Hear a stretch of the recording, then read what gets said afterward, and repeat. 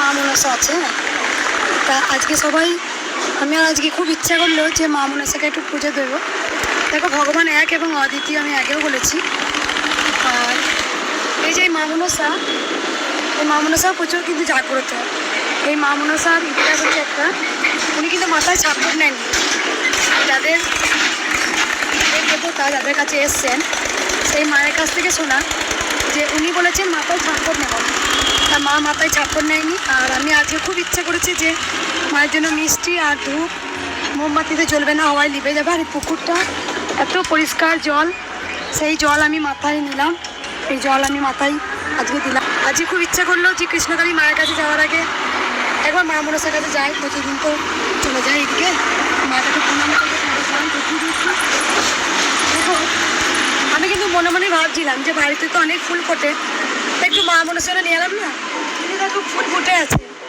আমি এসেই দেখলাম এই ফুল তুলেই কিন্তু মা মনসার চরণ আমি দেবো। আমার খুব ইচ্ছা আজকে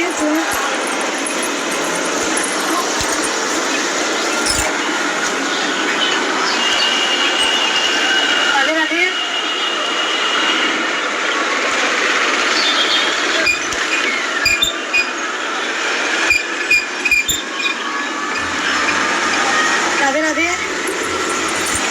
আমি ফুল তুলেছি,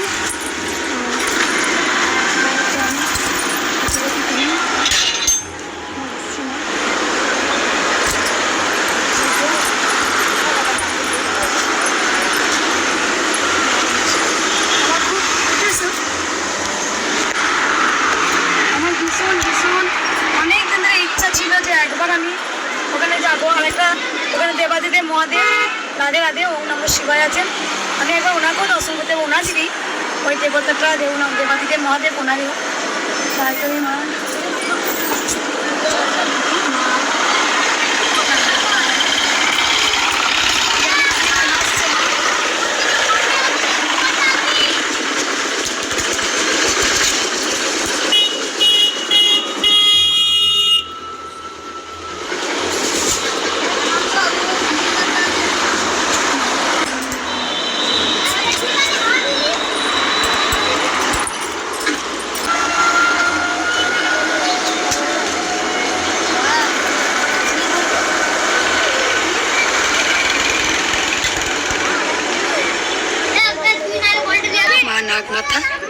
মা নাগমাথা দেখো, দেখছো কি সুন্দর জায়গাটা, খুব সুন্দর জায়গাটা। দেখো আমার মহাদেবটা ধূপ ধরিয়ে ফেলেছে, আমার হাওয়াতে লিপেছে। এখানে মায়ের কোনো স্বার্থ লাগে না, তুমি যেখানে দেখো ভালো থাকো মা, তুমি অনেক অনেক ভালো থাকো মা। আমি যেন তোমার ভালো কামনা করতে পারি মা, তুমি ভালো থাকো মা। তোমরা ভালো থাকলে গোটা জগৎ ভালো থাকবে মা, তোমরা ভালো থাকো মা। তোমার চলনে আমার কোটি কোটি প্রণাম মা, তোমার চলনে আমার কোটি কোটি প্রণাম। তুমি